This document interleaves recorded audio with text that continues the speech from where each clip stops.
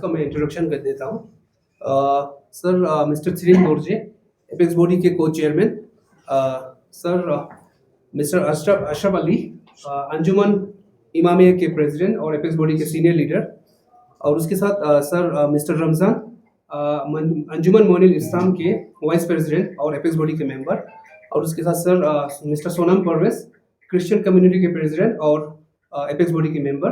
और ma'am Chille Amo, apex body के legal adviser as well as apex body के member. और मैं एपेक्स बॉडी का कोऑर्डिनेटर। और थ्रिन साहब एलबी का भी प्रेसिडेंट है। तो मैं सबसे पहले तो सबको नमस्ते बोलता हूँ। और एपेक्स बॉडी की तरफ से क्योंकि बहुत सारे हमारे प्रेस वाले ले से के बाहर से भी आए हैं, उनको मैं ले में खैर मकदम करता हूँ। और मैं सीधा अपने मुद्दे पर आना चाहूँगा, क्योंकि आप सब लोगों को पता है कि हमने ये कहा था कि अगर होम मिनिस्ट्री हमें वक्त पर टॉक्स के लिए नहीं बुलाते हैं तो हम अपने एजिटेशन को इंटेंसिफाई करेंगे। और ये भी साथ में कहा था कि हमारा जो मूवमेंट है वो पूरा पीसफुल रहेगा और नॉन वायलेंट रहेगा। और इसको बताने के लिए हमने जब सोनम वांगचुक अनशन पर बैठे थे, हमने हर एक रिलीजन के प्रेयर से शुरू किया था। उसमें बुद्धिस्ट, मुस्लिम, हिंदू, क्रिश्चियन, इवन जैन भी थे। तो उनके प्रेयर से हमने शुरू किया। और शुरू में सोनम वांगचुक के साथ 7-8 लोगों ने अनशन वहाँ पर शुरू किया था। उसके बाद से वहाँ पर बहुत सारे लोग जुड़ते गए। लंबे समय तक बैठने वाले आखिर में कोई 15 के करीब थे, जो कोई 10 दिन बैठे थे, कोई 15 दिन बैठे थे, और कुछ 7-8 दिन बैठने वाले बहुत सारे थे। लेकिन बारी बारी करके हम कई गांव से लोगों को यहाँ बुलाते थे। वो सब एक दिन का अनशन रखते हैं। उसके बाद दूसरे दिन दूसरे गांव से लोग आके अनशन करते हैं। तो ये सिलसिला चल रहा था। और हमने 24 तारीख को ले बंद का कॉल दिया हमारे यूथ ऑर्गेनाइजेशन ने, जो कि हमारे साथ एफिलेटेड हैं। उसमें हर एक रिलीजियस ऑर्गेनाइजेशन के यूथ और हमारे एपेक्स बॉडी के यूथ, इन्होंने बंद कॉल का ये आह्वान किया था। तो उससे पहले क्या हुआ कि 23 तारीख को जो अनशन पर बैठे थे, उनमें से 2 काफ़ी सीरियस हो गए और उनको हॉस्पिटल में भर्ती करना पड़ा। तो जब ये खबर शहर में फैला कि 2 अनशन से उनको उठना पड़ा और हॉस्पिटलाइज होना पड़ा, तो काफ़ी लोग भड़क गए और हॉस्पिटल में बहुत सारे लोग आए। और दूसरे दिन जब बंद होना था तो एक्सपेक्टेशन से ज़्यादा लोग आए हमारे अनशन साइट पर। नॉर्मली 500 से ज़्यादा नहीं आते हैं। तो उस दिन कोई 7,500, मेरे हिसाब से 7,500 के करीब वहाँ पर लोग आए थे। और उनमें बहुत बड़ी तादाद यूथ की थी उस दिन। नॉर्मली हमारा वहाँ पर ये शिकायत रहता था कि यूथ इसमें पार्टिसिपेट नहीं कर रहा है। हम रोज़ अपील करते थे कि यूथ को इसमें पार्टिसिपेशन इसमें करना चाहिए, ज़्यादा होना चाहिए, क्योंकि हम यूथ का मसला लेके चल रहे हैं। तो उस दिन नॉर्मल से ज़्यादा, बहुत ही ज़्यादा यूथ आए। और वहाँ पर स्पीचेस रोज़ होता है, तो वो चल रहा था। तो उसके बीच में ये यूथ वहाँ से थोड़ा बिल्कुल बेकाबू हो गया और वो लोग बहुत जोश में थे और वो लोग बाहर जाके डेमोन्स्ट्रेट करना चाहते थे, बाहर जाना चाहते थे। तो हम लोगों ने उनको बिल्कुल मना किया, हमें बाहर जाने का हमारा कोई प्लान नहीं है, हम सब ने यहीं रहना है और एक दिन का अनशन रखना है। लेकिन वो लोग इतनी बड़ी तादाद में थे कि हम बिल्कुल बेकाबू हो गए और नहीं माना वो बाहर चले गए। तो बाहर जाके भी हमारे सीनियर लीडर, मैं खुद गया कई बार, हमारे तुप्तान साहब गए, हमारे जितने भी एपेक्स के यूथ हैं उनको हमने इंस्ट्रक्शन दिया इनको रोकने के लिए, लेकिन बिल्कुल हमसे बेकाबू हो गए।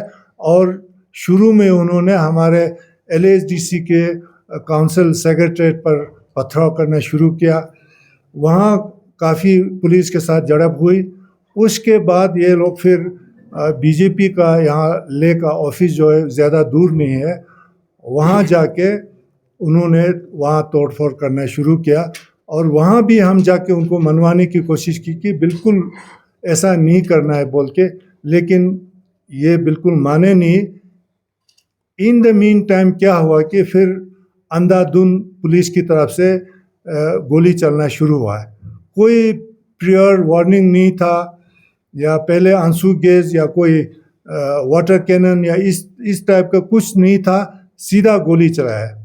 तो उससे यूथ बिल्कुल ज़्यादा भड़क गया और गोली से ये लोग डरने वाला नहीं था। और इनमें मैंने देखा इनको जो भी नाम दे, ये लोग 15 साल से लेके 25 या 26 साल के बीच में लोग थे, सारे जवान थे। और मैंने देखा ये कोई अनपढ़ टाइप के लोग नहीं थे, ये सब पढ़े लिखे लोग थे। और लगता है कि ये लोग अनएम्प्लॉयड थे और बहुत ही गुस्से में थे, तो बिल्कुल हमारा बात नहीं मान रहा था। और एक चीज़ मैं आप लोगों को ये बताऊं कि इसको अभी कुछ मैंने YouTube चैनल्स पर मैंने देखा कि यहाँ हथियार भी पकड़े गए हैं। बिल्कुल गलत बात है, इसको एंटी नेशनल कलर देने की भी कोशिश हो रही है। ये बिल्कुल ऐसा नहीं था। मैं आपको ये मिसाल दे के मैं बताता हूँ, जब BJP ऑफिस के ऊपर हमला हुआ तो BJP के बहुत सारे झंडे लगे हुए थे वहाँ पर, सारे झंडे उन्होंने तोड़ दिए, वहाँ तोड़फोड़ शुरू किया। लेकिन उनके ऑफिस के ऊपर एक तिरंगा नेशनल फ्लैग था बहुत बड़ा, उसको बिल्कुल हाथ नहीं लगाया उन्होंने। उसके बाद वो उनके ऑफिस के अंदर जाके तोड़फोड़ करना शुरू किया और आग लगाने से पहले वहाँ से डॉक्टर अंबेडकर और हमारे लामाजी कुशोक बाकुला का दो बड़े फोटोग्राफ थे, उनको निकाला उन्होंने। उनको निकालने के बाद फिर वहाँ उन्होंने आग लगाया। और बाहर भी जो लोग बैठे थे वो भी तिरंगा लेके था, कुछ लोगों ने इंडियन फ्लैग अपने ऊपर ओढ़ा हुआ था। तो ये एंटी नेशनल का ये जो कलर देने की कोशिश कर रहा है, ये बिल्कुल फाल्स है। और दूसरा ये कह रहे हैं कि इसमें फॉरेन हैंड है, उसके लिए ये कह रहा है कि डोडा के लोग जख्मी है, नेपालीज जख्मी है, टिबेटन जख्मी है, बिहार के लोग हैं भी। उससे ये जाहिर होता है कि वो बिल्कुल प्रोटेस्ट का हिस्सा नहीं थे। ये लोग बाई स्टैंडर्ड्स थे या कोई वहाँ से जा रहा था। हमारे ले में आजकल देखें पॉपुलेशन बाहर वालों का ज़्यादा है, तो अंधाधुंध गोली चलाएंगे तो बाहर वालों को भी लगेगा। तो इसलिए डोडा के 3 हैं, एक टिबेटन भी है। ये लोग बिल्कुल प्रोटेस्ट का हिस्सा नहीं थे, बाई स्टैंडर्ड्स थे। इससे ये लगता है कि अंधाधुंध फायरिंग हुआ है। और कुछ लोगों का ये कहना है कि हाँ, हमारे LG साहब का कहना है कि इसमें फॉरेन हैंड था। और कुछ लोग सोनम वांगचुक के ऊपर इल्ज़ाम लगा रहे हैं कि सोनम वांगचुक ने इनको भड़काया। कुछ लोग ये कह रहे हैं कि कांग्रेस पार्टी ने भड़काया इनको। अब कौन सी बात सही है? हमारे हिसाब से ये बिल्कुल नरेटिव जो है बिल्कुल गलत है। जो भी हुआ, ये लोग इनके जेन्युइन डिमांड्स हैं। जब उन्होंने देखा कि गवर्नमेंट बिल्कुल सीरियस नहीं है, डेट जो है बहुत लंबा दिया था, इसके ऊपर बहुत गुस्सा था लोगों को। और ये अनएम्प्लॉयड यूथ थे, फ्रस्ट्रेटेड यूथ थे, और ये गरीब लोग थे। यहाँ आप लद्दाख में देखते हैं बहुत अमीर लोग भी हैं जो होटेलियर्स हैं या जो बिजनेस करते हैं, इनके बच्चे मैंने वहाँ एक भी नहीं देखा। जो भी देखा मैंने गरीब घरों के बच्चे देखे जो कि अनएम्प्लॉयड थे, एजुकेटेड थे। तो ये जो है, इसको हम कोई नाम देना नहीं चाहते हैं, लेकिन जो भी हुआ ये जवानों का गुस्सा था। और इनकी जो उनको जो सुनने वाला कोई नहीं है उसको वो लोग वायलेंस के थ्रू बताना चाहते थे। तो ये हमारा कहना है।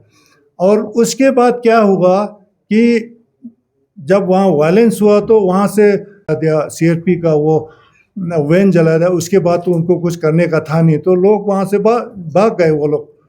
लेकिन जो उसके बाद जो बाईस्टैंडर्स जो थे उनको बेदर्दी से पिटाया, जो कि उसका हिस्सा ही नहीं था सीआरपी ने, और उनको बेदर्दी से मार के पुलिस थाने में ले गया, जो कि अभी भी हमारे एसएनएम हॉस्पिटल में बहुत जख्मी है जिनको बाद में पीटा गया।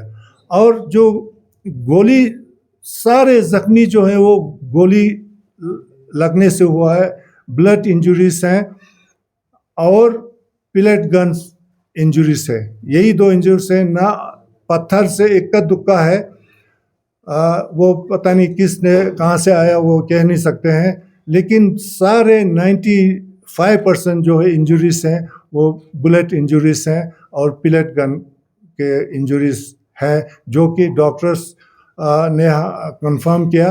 और उनके पास जो एक्सरे है उनसे पता चलता है कि कुछ के बॉडीज़ में अभी भी गोली फंसा हुआ है।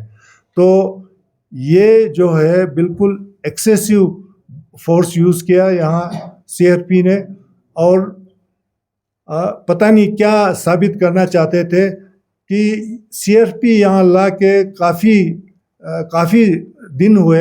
यहाँ पर इतने सीआरपी नॉर्मली नहीं होता है, ये बाहर से रिसेंटली लाया गया।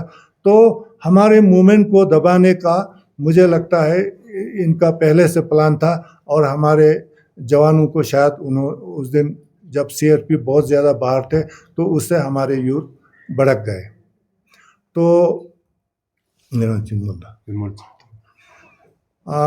अशरफ साहब, इसके कुछ छूट गया तो अशरफ साहब बताएंगे आप लोगों को। और मैं आप लोगों से ये गुजारिश करूँगा कि जब हमारा प्रेस स्टेटमेंट ख़त्म हो जाए तो उसके बाद अगर आपके क्वेश्चंस हैं तो मेहरबानी करके हमारे मूवमेंट से, और जो 24 को जो हादसा हुआ उसी के बारे में रिस्ट्रिक्ट करें तो हम सब आप लोगों के सवाल का जवाब दे सकते हैं। तो अशरफ साहब, मैं इसमें 2-3 शब्द आपको जोड़ूंगा।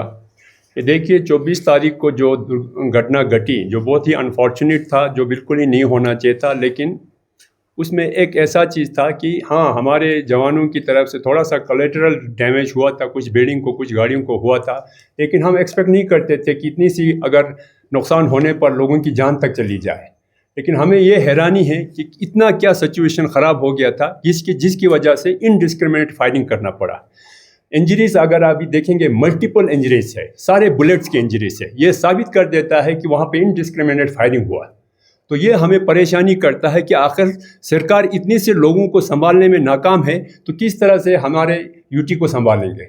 तो मुझे नहीं लगता है इस तरह से एक आउट ऑफ फ्रस्ट्रेशन हमारे बच्चों ने जो एक थोड़ा सा स्टेप लिया था, जो भी किया था, इसमें हमें सबसे बड़ी शिकायत यही है गवर्नमेंट से कि भाई इस तरह से इनको हैंडल करना ठीक नहीं था, बुलेट चलाना ठीक नहीं था। लद्दाख जो है बड़ा पीसफुल है, बहुत शांति जगह है, हर दुनिया में जानते हैं। और हमारे लिए बहुत अफसोस की बात हुआ कि लद्दाख जैसे जगहों में, इन वादियों में भी गोली का आवाज़ हमें सुनने को उस दिन मिला, जो कि हम बहुत ही अनफॉर्चुनेट समझते हैं। ये नहीं होना चाहिए था, ये बड़े ही हम शांति से बच्चों को संभाला जा सकता था। हमने ये भी कोशिश किया था कि फायरिंग रोक दिया जाए तो हम बच्चों को संभालेंगे, लेकिन हमारे वो कोशिशें सारा नाकाम हुआ। इस बात का हमें बड़ा खेद है।